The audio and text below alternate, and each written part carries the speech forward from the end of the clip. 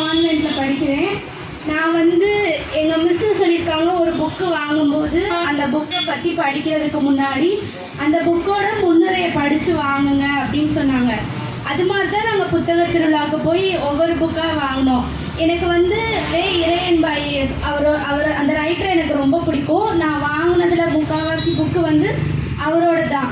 நாங்கள் புக்கு வாங்கிட்டு அந்த பில்லெல்லாம் கொண்டு போய் கொடுக்கும்போது எங்களுக்கு வந்து வாசிப்பை நேசிப்பவர்னு அந்த சர்டிஃபிகேட் கொடுத்தாங்க.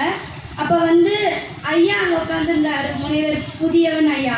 அவர் சொன்னார், நான் ஒரு புக் எழுதியிருக்கேன், அது அந்த வெற்றிமொழி பதிப்பகத்தில் இருக்குது, நான் இன்னும் இளம் தலைமுறை, அதை வாங்கி படிங்க நல்லா இருக்குன்னாரு.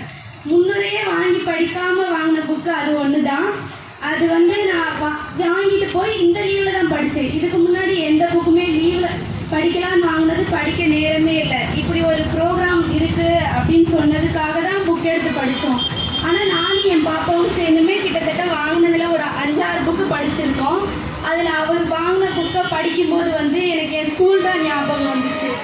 ஏன்னா அவர் ஆசிரியர் மாணவர் அந்த வகுப்பறையில் நடந்ததை எழுதினார். அதே மாதிரி எங்கள் ஸ்கூலில் என்னென்னா 4:25 4:45 வரைக்கும் 0 ஹவர்னு சொல்லிட்டு நடக்கும்.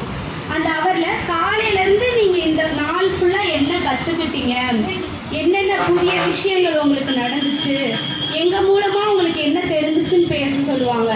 அப்படி ஃபஸ்ட் டைம் இந்த இயர் தான் கொண்டு வந்தாங்க. அப்படி ஒவ்வொருத்தரும் பேசுகிறப்ப டீச்சர் வந்து எழுப்பி விடுவாங்க.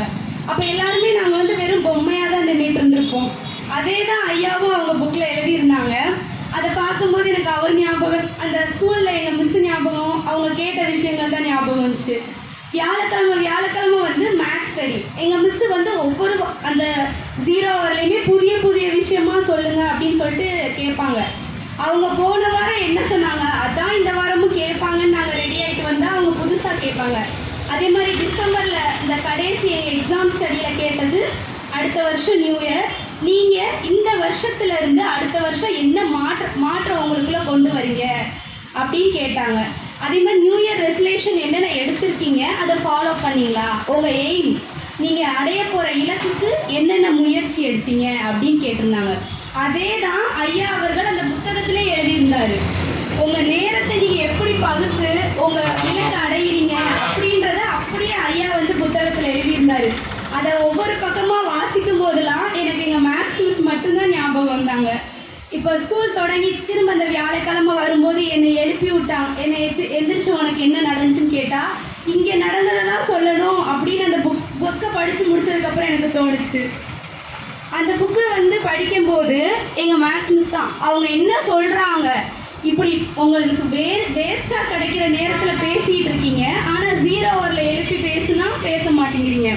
அதே தான் ஐயா புத்தகத்தில் படிக்கும்போது எனக்கு அப்படி தான் இருந்துச்சு. ஸ்கூலில் உட்காந்து எங்கள் லைப்ரரி பீரியடில் நான் என்ன படிப்பேனோ அதே மாதிரி தான் அந்த புக்கை படித்தேன்.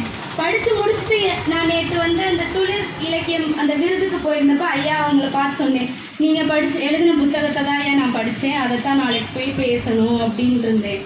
இப்போ அதாவது நம்ம வந்து இப்போ எவ்வளோ நேரங்களை வந்து நம்ம செலவழிக்கிறோம். இப்போ இருக்குன்னா ஃபோனில் தான் நம்ம மோஸ்ட் ஆஃப் த டைம் இது ஸ்பெண்ட் பண்ணுறோம். அந்த புத்தகத்தில் நீங்கள் எவ்வளோ நேரம் உங்கள் குடும்பத்தோடு செலவிடுறீங்கன்னு ஒரு கேள்வி இருந்துச்சு. அதுக்கு பதில் யாருக்குமே தெரியாது. ஸோ இந்த மாதிரி இருக்க கேள்விகள் அந்த புத்தகத்தில் இருந்துச்சு. ஐயா அவர்கள் வந்து அதுக்கேற்ற மாதிரி விடையும் கொண்டு போயிருந்தார்.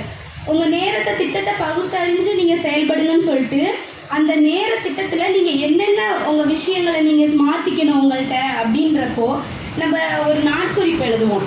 அந்த நாட்குறிப்பில் என்னென்ன நடந்துச்சு அப்படின்னு தான் எழுதுவோம். அது கிடையாது. ஆனால் நீங்கள் என்னென்ன மாற்றம் கொண்டு வந்திருக்கீங்க, ஒவ்வொரு நாளும் உங்கள்கிட்ட இருந்து என்ன புதிய வழிகள் தோண்டி இருக்கு அப்படின்னு தான் நீங்கள் எழுதணும்னு ஐயா அவர்கள் அந்த புத்தகத்தில் எழுதியிருந்தாங்க. ஸோ இதான் நான் அந்த புத்தகத்தில் படிச்சுக்கிட்டது. இப்போ நான் அடுத்த நியூ இயருக்கு நானும் ஒரு ரெசல்யூஷன் எடுத்திருக்கேன். இது வரைக்கும் ஃபாலோ பண்ணது கிடையாது முழுசா, ஆனால் இனிமே ஃபாலோ பண்ணணும் அப்படின்னு அந்த புக்கை படித்து முடிச்சதுக்கப்புறம் தோணுச்சு. நன்றி.